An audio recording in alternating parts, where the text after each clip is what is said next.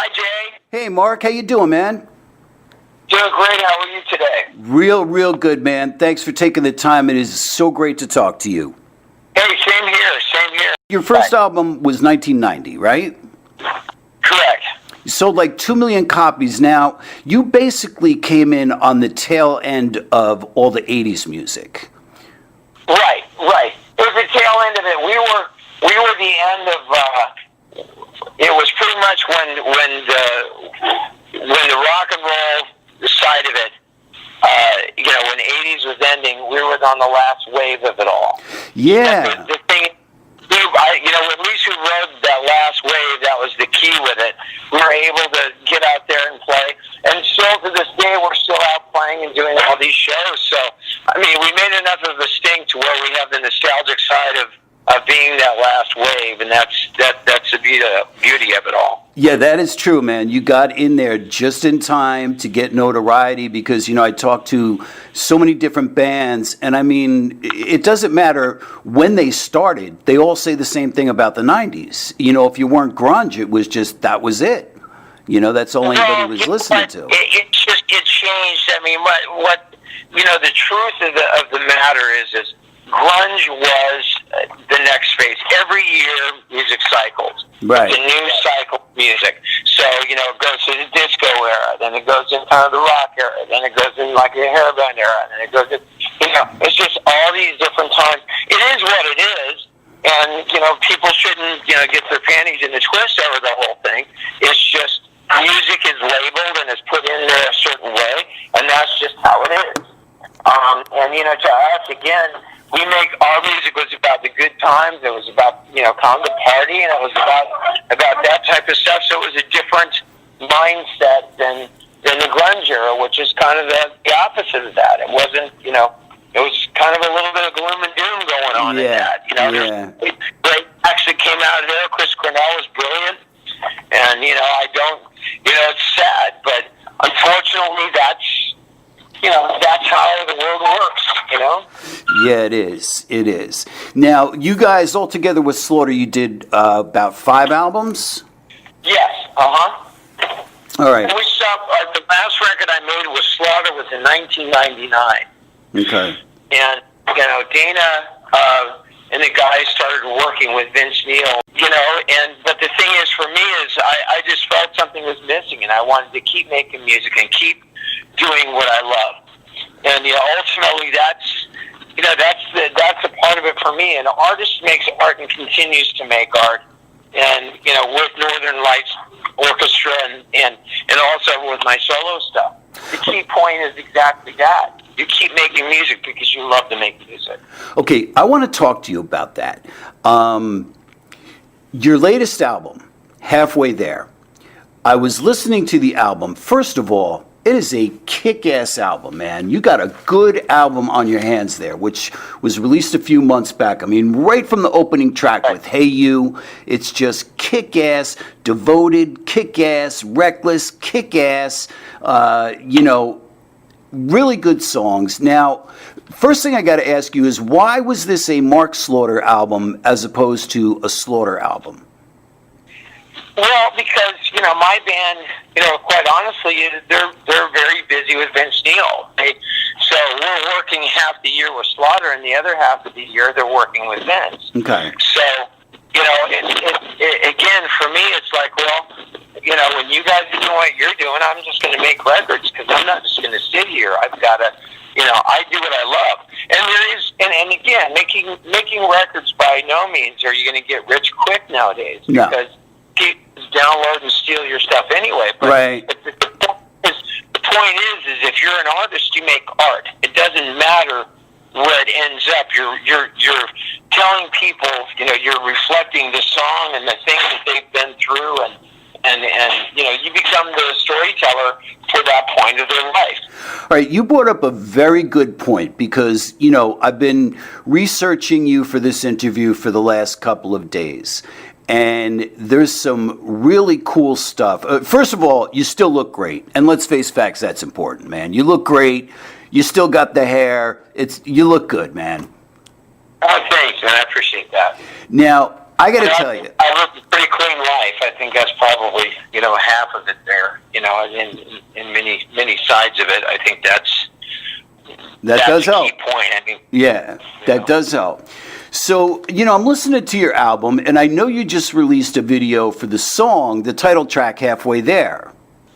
And I'm listening to the words today, and I said to myself, based on what you just said now, and based on what I heard, I said, Mark seems like a guy that is just so well-adjusted and has a very good outlook on life. Halfway There, Mark, that song is incredibly beautiful. Now, I know you know your own lyrics, but I want to read these for the listeners here. It starts off, long ago when I was younger, the simple time, just me and my mother.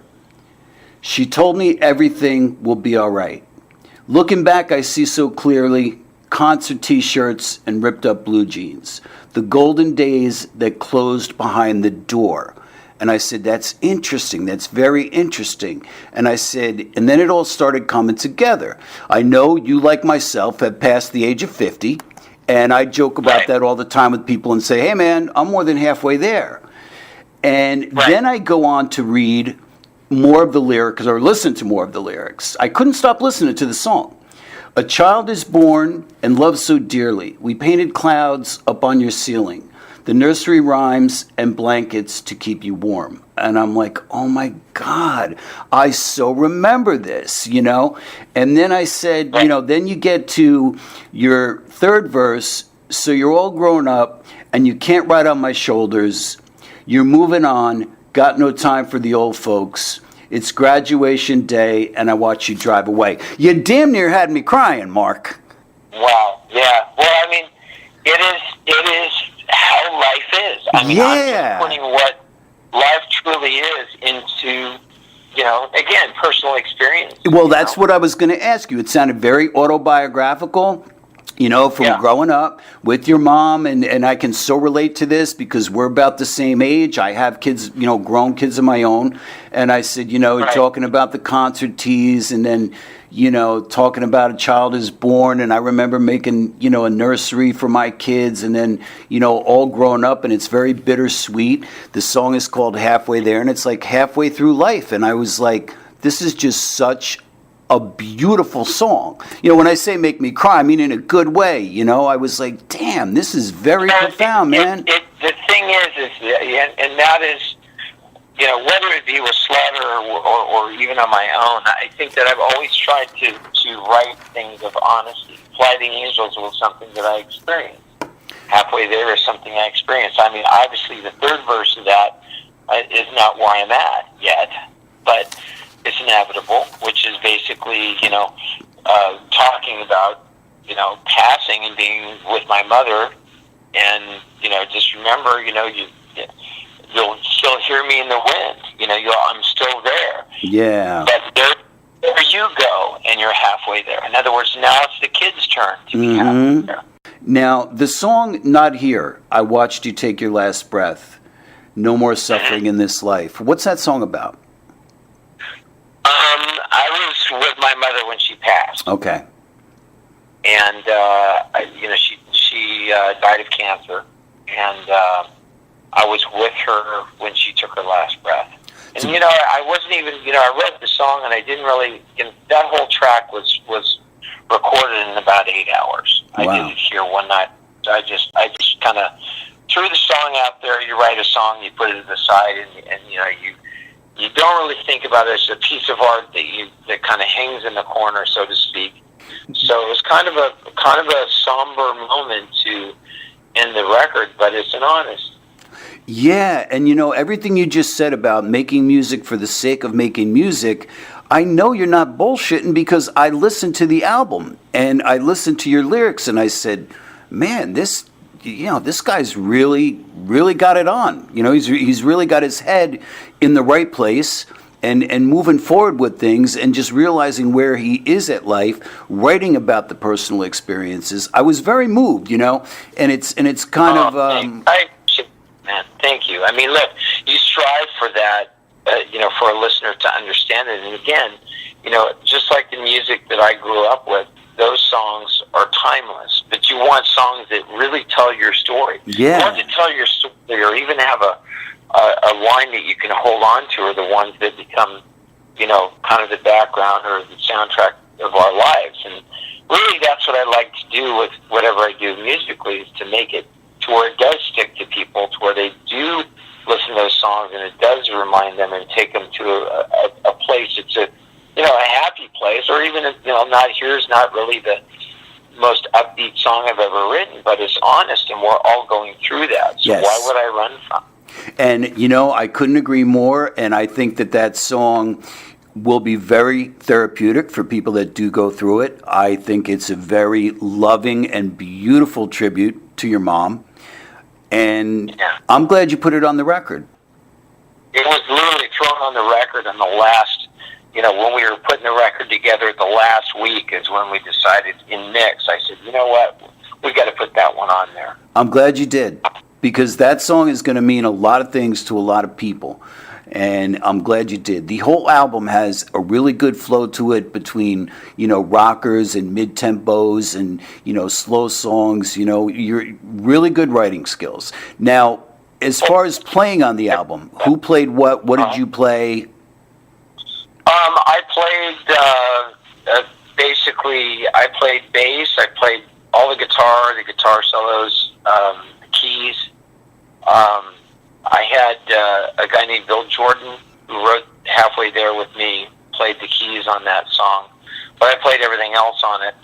And then there's a gentleman named Jamie Millard, also known as the Pink Bassman. He played on 5 of the tracks of the half the record. And I engineered it. I recorded every note that's on it, and the drums were all done by Josh Egan, who is a friend of mine from high school that I've known a lifetime. And he got those drums over in California, and we just put it all together, and there it was. Well, it sounds great. And I read somewhere, too, that said, on this particular album, you finally get to show your guitar skills, which is very true. Yeah. Which is why I asked you what you played, because that is what I thought I read. So, yeah. Well, I was a guitar teacher prior to joining the Vinnie Vincent Invasion. But, again, it's kind of like one of those bittersweet things. I love to play guitar, but as the front man, you put a guitar on and it becomes something between you and the audience. Yeah, so yeah. You don't get a chance to really work a crowd the same as Mick Jagger, for instance, would work a crowd, to, Dave Meniketti, who's one of the greater, from Y&T. He's great with singing and playing at the same time. But, it does create that barrier in between, and that's really what, I try to balance as a entertainer as well as a musician. I try to, do both. Yeah, and you do it well. We played a couple shows with those songs, and it's funny because after we're done, like, for instance, playing Devoted, which is just this ass-kicking song. Yeah, it is. When it's done, people are just like, whoa, they just say, they don't expect that from me, But, I just love to, love to rock, Yeah, well, it shows, and as I said, man, those rockin' tracks on there, I mean, it's almost harder than your Slaughter albums. It's just, it rocks. It is, yeah. It definitely rocks. So, and you know what, it is harder, and I think that, but one thing that does carry through, whether it be my solo stuff or with Slaughter, they're songs, and they say something, and they certain, we have emotions, and it's always trying to key into the emotion, not only the listener. That's what I'm always conscious of when I write, that if they can relate objectively, I think that way. If they can relate to it, like I really relate to it, then it's a good song. Well, you do that well. So you got gigs this year. You doing any of the big festivals? Are you going to be on Rocklahoma this year? I don't know if we're on Rocklahoma this coming year. We are in the M3 Festival. I don't know if we're even. Oh, really? Cool. Yeah. Okay. We'll be at that.